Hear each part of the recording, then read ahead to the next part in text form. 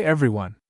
Today, I'm going to show you a quick and easy way to download any image in PNG format. First, let's understand the difference between JPEG and PNG image files. JPEG is perfect for photos and images where file size matters. It compresses the image to save space but loses some quality in the process. PNG, on the other hand, is a lossless format, meaning it preserves image quality.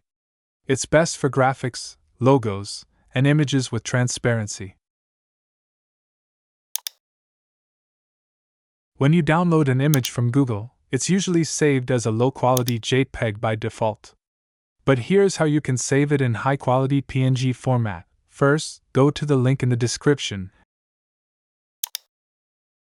and add the Save Image as PNG extension to Chrome. Once it's installed, go back to the image you want to download. This time, right-click and select Save Image as PNG. And there you have it. The Google image is now downloaded in high-quality PNG format.